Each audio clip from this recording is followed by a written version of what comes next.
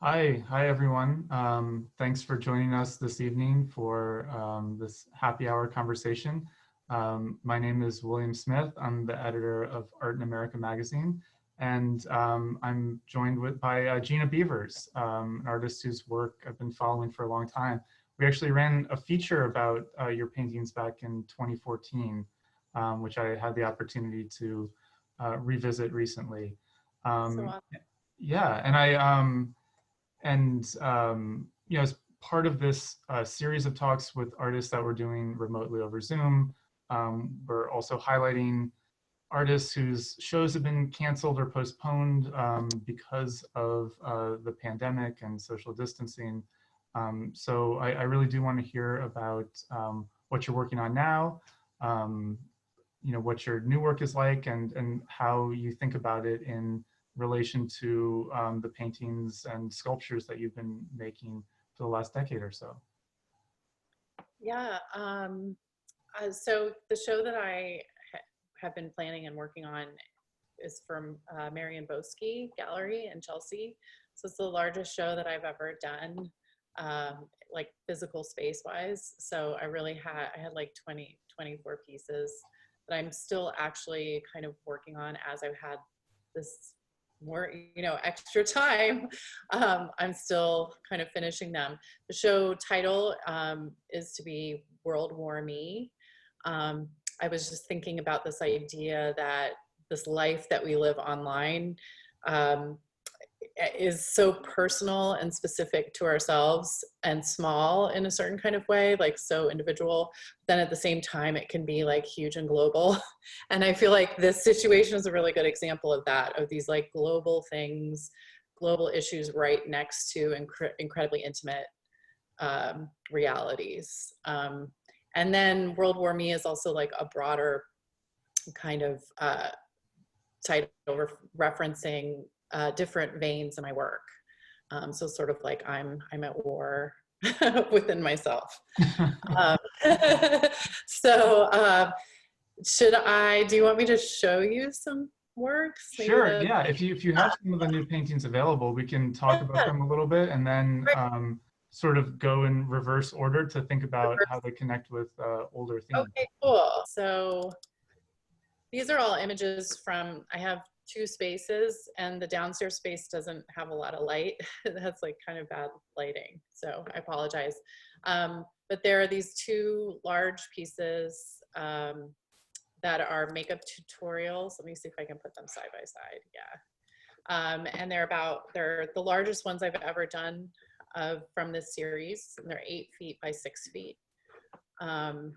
So I have some works in the show that relate, that are more reflective of what I've been working on, and these would be two of them, just at a different scale. And then I have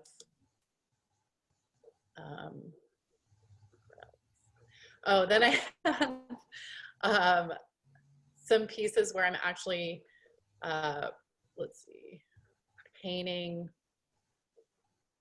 Let's see. This is a whole thing. Okay.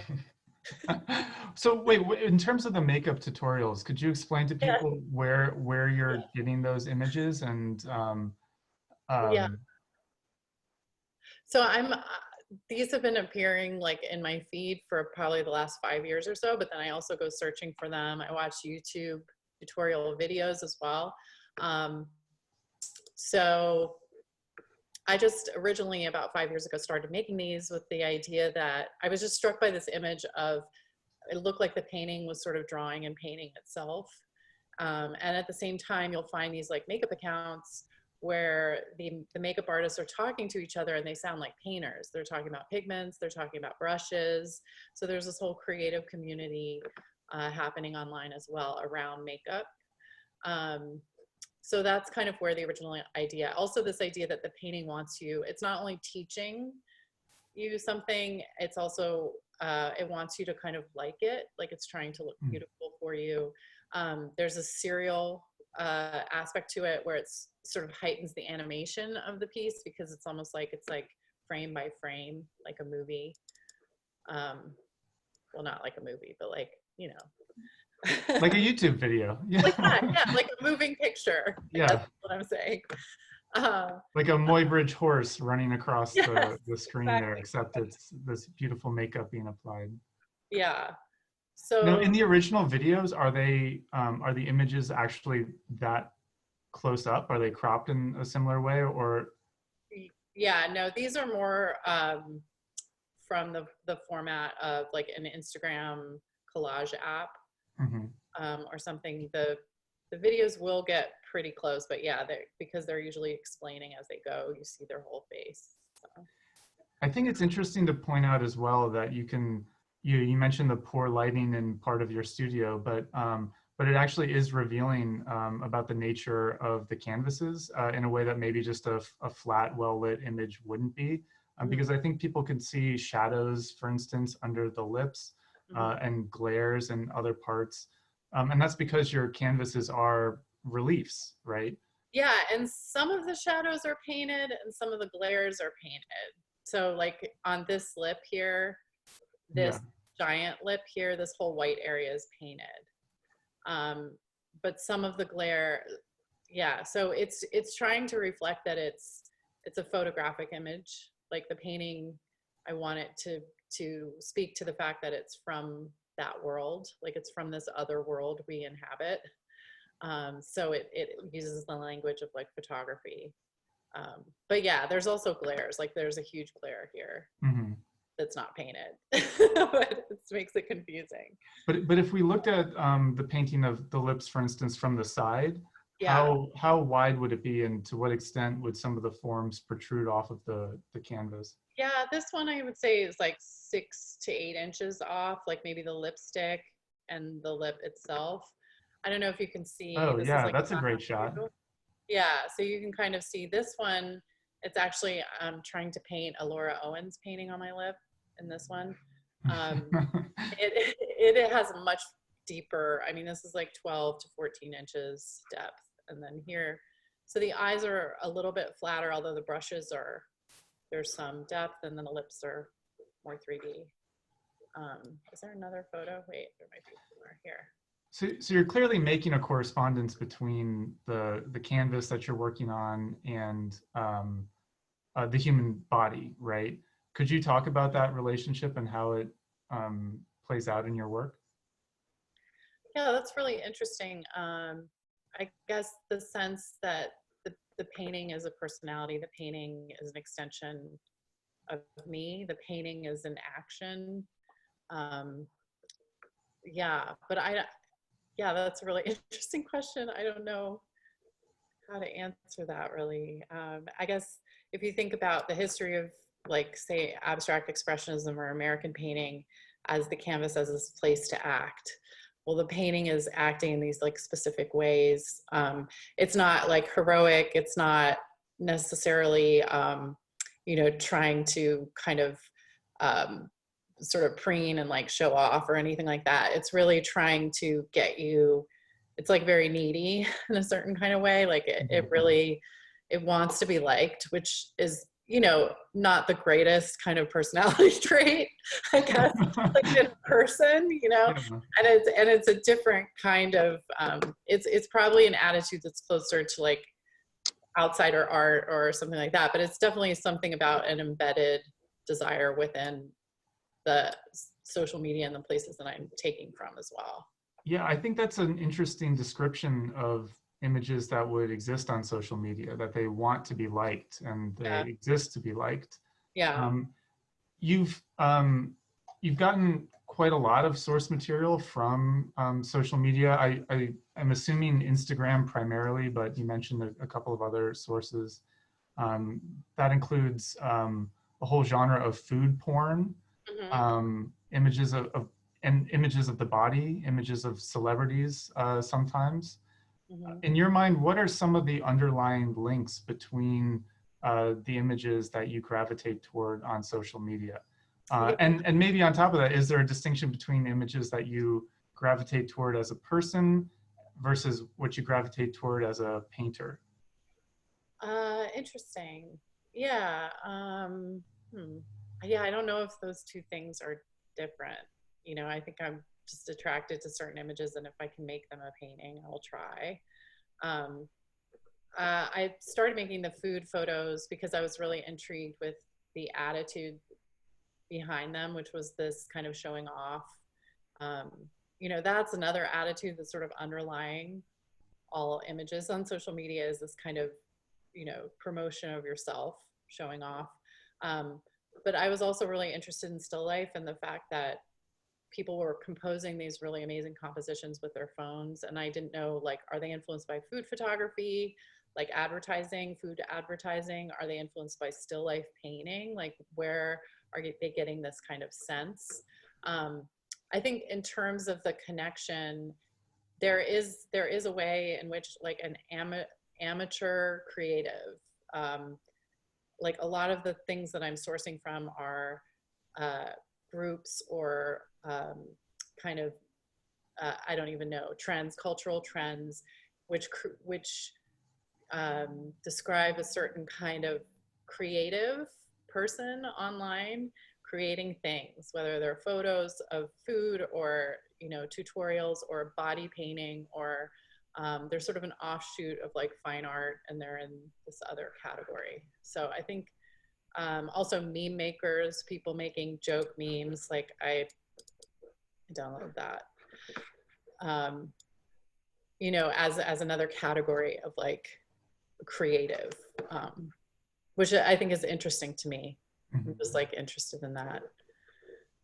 It's intriguing that in some of your work, this zone of creativity that you're calling it, which is not really outsider art, not really fine art, but it's maybe informed by the codes of both of those things. Mm-hmm. It's intriguing the extent to which canonical artwork feeds into that. So for instance, you often have images that make reference to Mondrian or Van Gogh, but through the filter of merchandise that incorporates Starry Night, or body painters that use a Mondrian grid, for instance. So do you see the fine art world informing this area of creativity that you're finding online? Yeah, I mean, I definitely do. I think that it's certain very, very well-known artists that people are referencing, and I think it's this way to draw a line between the individual creative and this very famous work or a very famous artist. So it's like you're drawing a line between your own practice and that of somebody, really well known, because the aspect of fame and celebrity has to be part of it. So Mhm. I mean, that I was exploring that a little bit, and in these two new works, I don't know, these are sort of, they're an unfinished, this one is unfinished. um, Oh wow, is that and Lee Bonteque? yeah, Yeah. yeah, so I had this idea, yeah, of painting this amazing piece from MoMA that I've loved forever, like on my face, in the way that people paint, like, Starry Night or something on their face. Like at a carnival or a block party or something, you would have a face Yeah, painting. yeah, but that's a whole community. I mean, uh, face painting has become huge on Instagram. It's like massive. Like if I go to my search page, there's like 10 people painting extra eyes on their face. Like it's like a thing. So I was kind of playing with this idea, but thinking more personally about what work I would do. I would do that Bonteque piece, or like this is the Laura Owens painting on the right. Um, so yeah, just I think the difference is that these other images are really recognizable that people are using. So I Um, guess I have to ask, have you ever created a real tutorial like this and uploaded it yourself? Do you have an alter ego that is teaching people how to paint Laura oh, Owens designs I on the list? I'm actually really terrible. Wait, I can show you. I'm really bad at makeup. Like, I don't know. I've managed to smear a little bit of light pink lipstick on just to like be festive, but I have a really hard time myself. I did here. I have this funny. This is kind of like um, this. this these are just from my Photoshop, but this is me painting like Franz Klein, Ellsworth Kelly. And these are honestly just utilitarian. Like I did this, I photographed it, and then I put them into Photoshop and like isolated my lips and the brushes. So I'm not incredibly sophisticated. I also think that I don't have like the patience because I'm an artist, because I paint on things. The idea that I would sit there and put 10 hours of work into something on my face when I wouldn't be doing it in the studio is just, I can't, like, I don't have the attention span. So, Yeah, um, that's that one's great looking. I like that. thanks. So that's the end result of all those lip brush You things that know, I showed. I noticed that we use the Art in America Instagram account to promote this discussion, Uh-huh, and we included one of your paintings as an image to do that, uh-huh. and it was really popular. It got a lot of likes.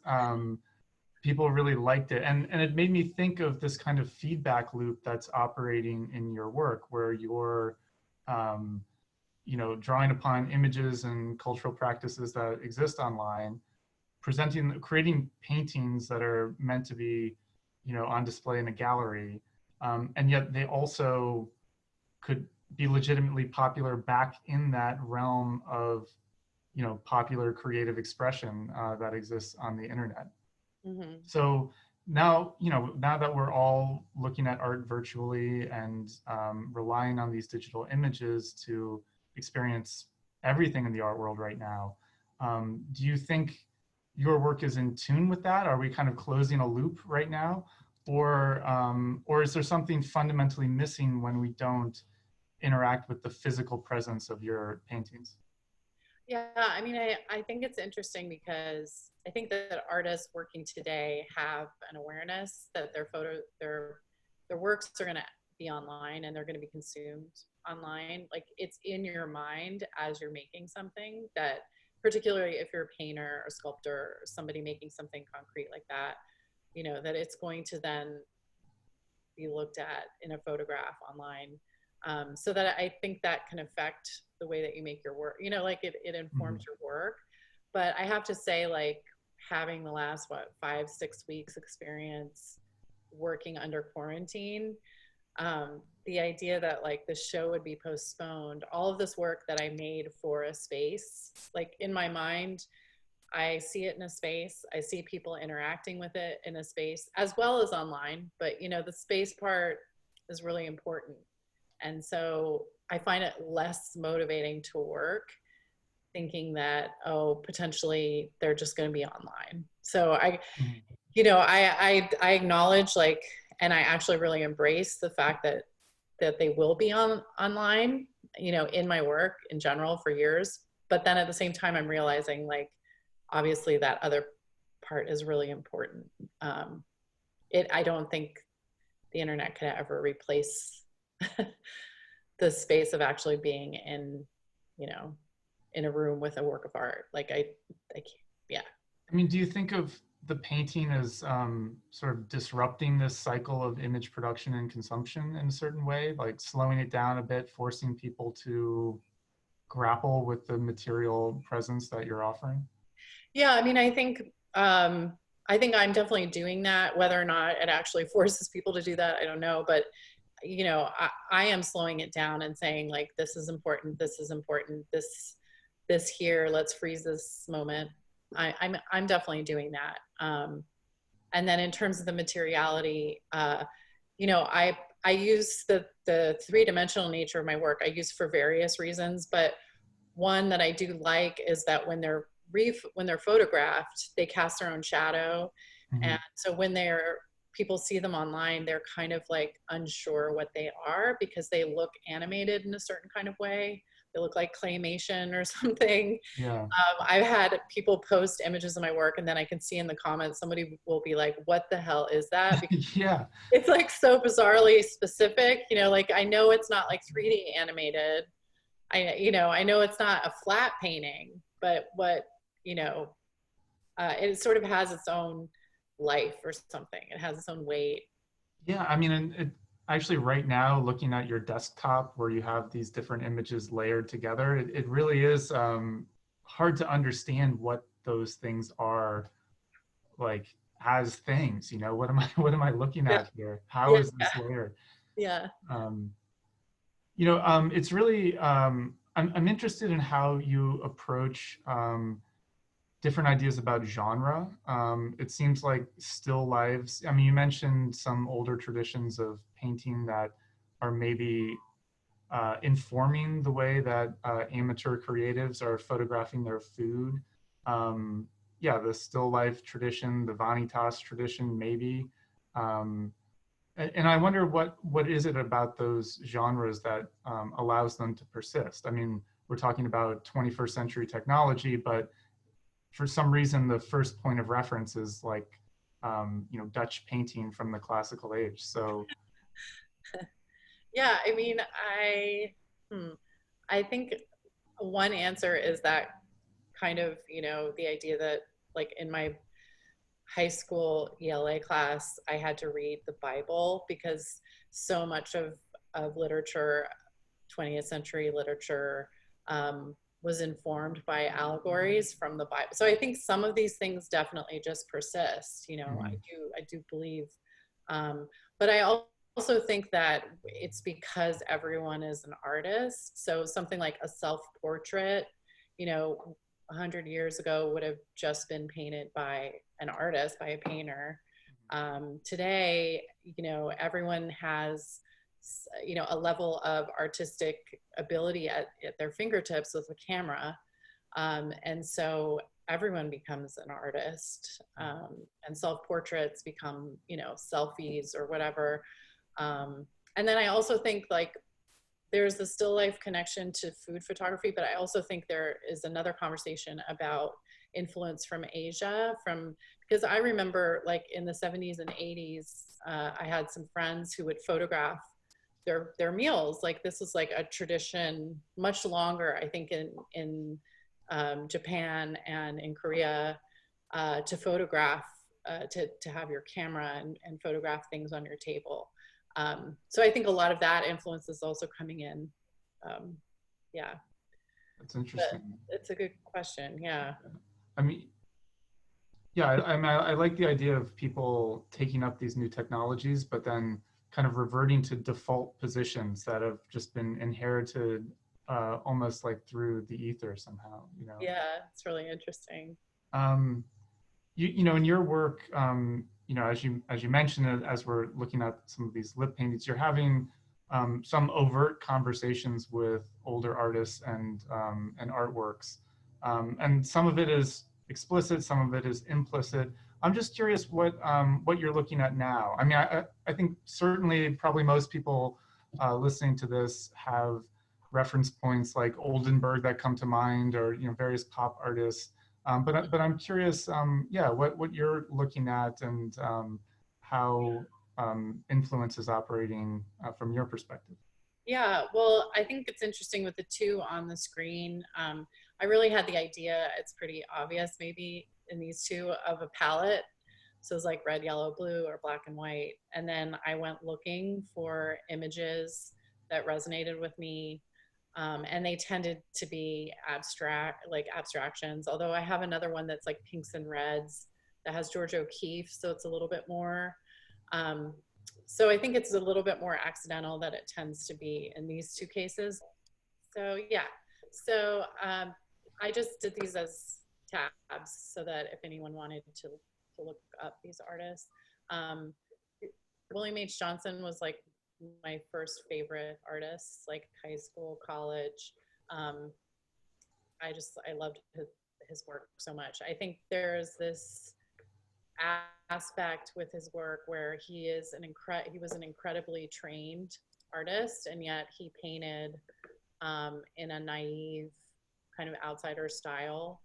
um, and he was also influenced by abstraction, and then his work was really about African American culture. So there's like this cultural and political aspect to his work, which I think all of those things kind of percolate in my work in certain ways. And yeah, he was a huge influence. Twisted Sisters Underground Comics. These are anthologies of uh, female artists, comic book artists from the 70s, 80s, 90s. Julie Doucet, who was, I mean, just so amazing. Just her these like teaming images, these, and just like very open and free with like everything she's thinking, all of her sexual experiences, everything is just front and center. Uh-oh, now I have to figure out if I can, okay, there, sorry. Okay, Elizabeth Murray, and I don't know if you can see the one on the side here from Pace. It's not the greatest photo of it. Yeah. But her, yeah, Elizabeth Murray. Just amazing.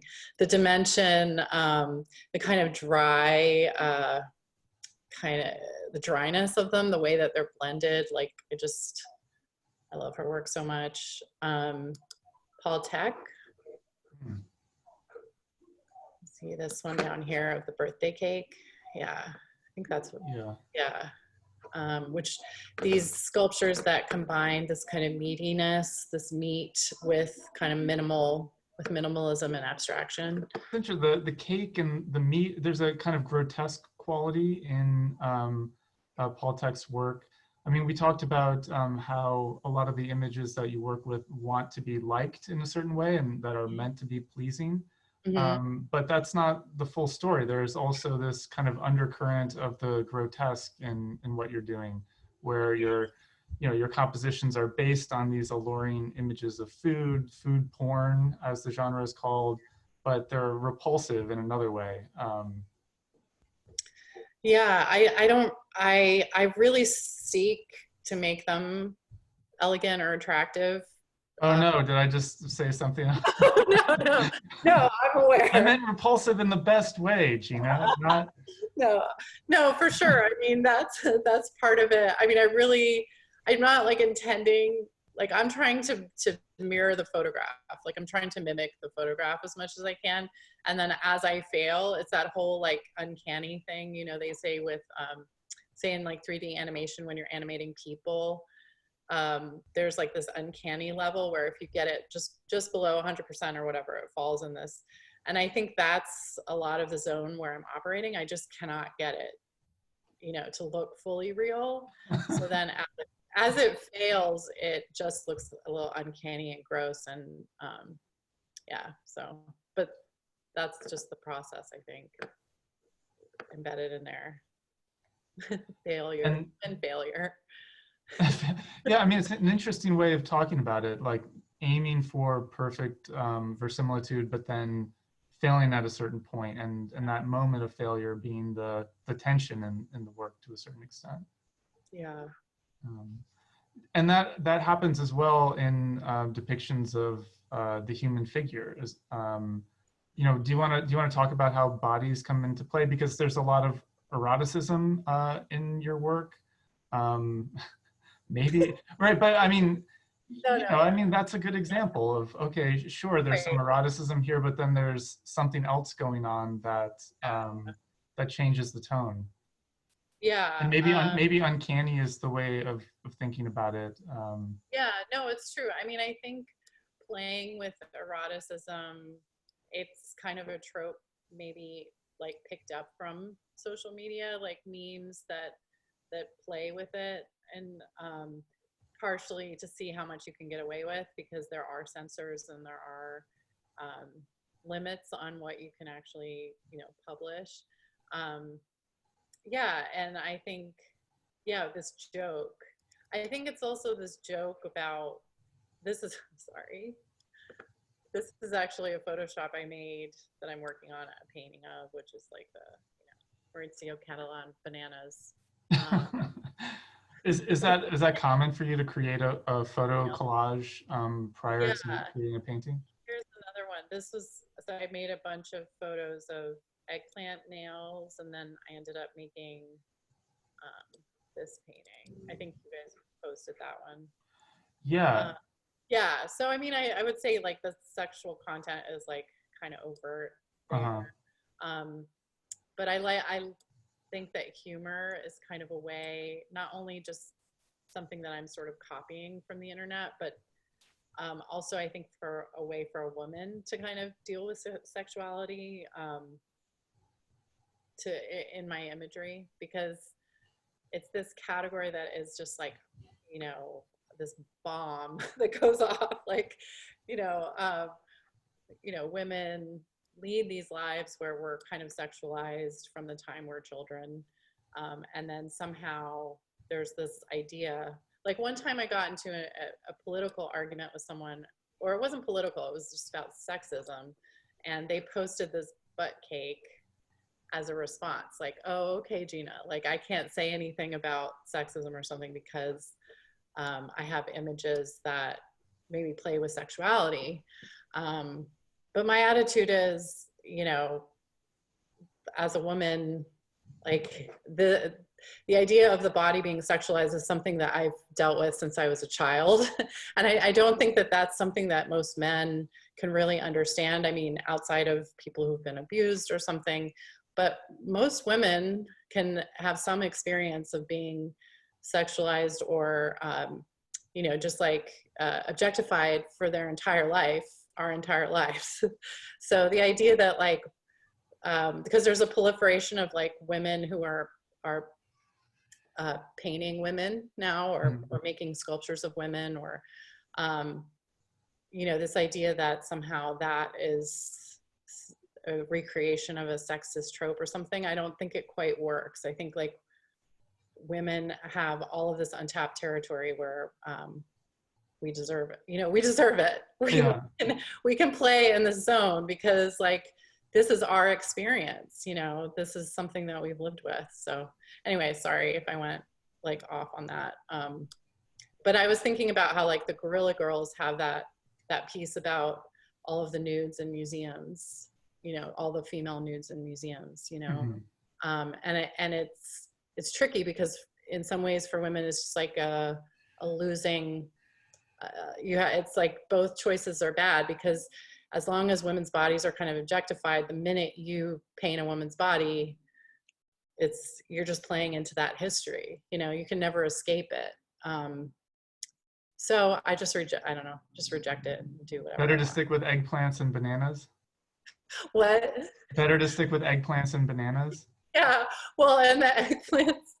Yeah, and this is all just internet. Somebody, when I posted the one of the eggplant, somebody said that's a thirsty painting. Thirsty painting. Yeah, which I was like, that's a really cool idea of a painting. It's just like, I think back to when you were talking about what is it about the body and the way that these are painted. A lot of the dimension in this and the outlandishness in these is about kind of communicating, kind of bridging some kind of distance, I think. And I think that's sort of embedded like communication between people sort of online, you know, this embedded like connectivity or something. So. That's, you know, I kind of wanted to ask you, we're getting a few questions on this point, but, Okay. Yeah. I also wanted to ask just about your process. I mean, we talked about the relief aspect of the work. Could you talk about just how you make these paintings and what they're made of? Yeah, so these that are on the screen are all acrylic on linen on panel. So they're like acrylic, you can get really heavy acrylic medium that is really thick, and mix pigment into it. So it kind of stands like you mix the pigment into it, but the actual form of it stands up kind of like icing or thick icing. So that's what these are. And then some of the larger ones, I started making with foam underneath just because they become so incredibly heavy if they're just paint. So I made a couple that are like 6 by 6 feet with just paint, but they weigh like, you know, 200 pounds or something, and it just become too much to deal with and too expensive. So yeah, and I'm applying the acrylic, I'm adding pigment. I cut away, I use X-Acto knives and cut. I go back and forth from the photo to the original, you know, multiple times. And when you're the photo collages, do you consider them standalone works, or are they just part of the process? Yeah, those are not, yeah, they're just part of the process, and they're like kind of a newer thing for me, because actually I took a Photoshop class at FIT, just in their like continuing ed, and so I have some limited ability now, and I started. That's really helped me a lot. Here are some other images that ooh, these are kind of clearly from Photoshops. Sorry, now I'm just like layering a million images. Yeah, and actually, Vajra is asking that that your images look almost like Instagram filters. Have you ever explored making one? Making a filter? Oh no. Yeah. Oh, that sounds so cool. No, yeah, I love that idea. I think we answered Allison's question about the medium that you use for makeup pieces to get the texture. Hmm. When I guess Itamar is asking, when do you realize that your paintings are impactful and successful? Like, how do you judge that yourself? Oh wow. I don't know. Yeah, uh, I don't know if I ever really know. I have pieces that I'm excited about, but then I don't know really how to judge success. I guess feeling like it's finished, like I've gotten every little detail that I can from the original image. Um, that makes me feel like it's successful, but I don't, the relationship that you have with your paintings is kind of a strange one. It's not quite like, um, I don't know, like one that you would have with like another person, because it can feel quite tense, like you're unhappy with it at times and then happy with it at other times. So I don't know, that's a very good question. It's a very difficult one. I guess I know that they're done and they're successful when they're very close to the photograph, is what I Oh, mean. that's interesting. Yeah. Yeah. Um, Francis is asking if you've seen a video related to this banana image. I'm a little afraid to click on the link, but we can try that later. And then Melissa is asking if you've been inspired by Wayne Thiebaud's food paintings, if that's a Oh, point of really reference for you. interesting. Yeah, I mean, I love Thibaut. Like those are amazing. The cake pieces are just amazing, and that comes up a lot with my work. I think his painting is so different in the sense that he is so incredibly methodical and so incredibly careful. Like those pieces are beautiful in a way that I could never approach. But I do like the idea of these pies or these cakes that are also kind of an abstraction, like kind of an abstract representation of this phenomenon. I like those a lot.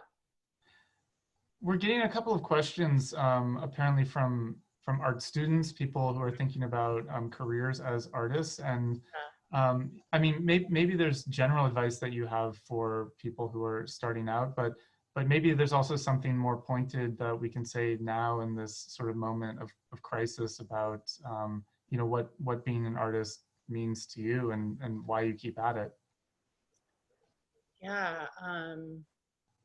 I I I don't know. It's the perfect blend of kind of a hands-on practice with uh, mental kind of um, intellectual kind of investigation.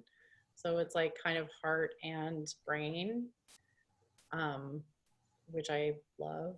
And then it can involve other things depending on what kind of work you make. You can involve other people. It can be collaborative. It's just so boundless in terms of the things that you can bring into it.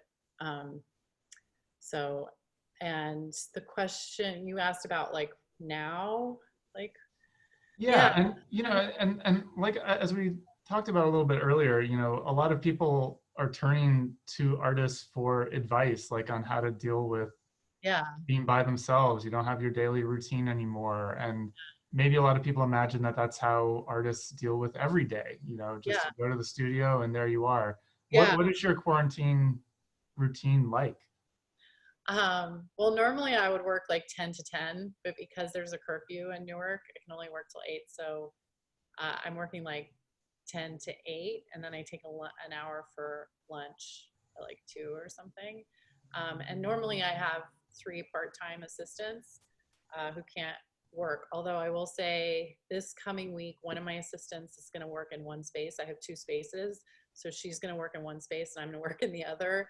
And I've made all these like how-to videos that I'm sharing with her on what I need her to do.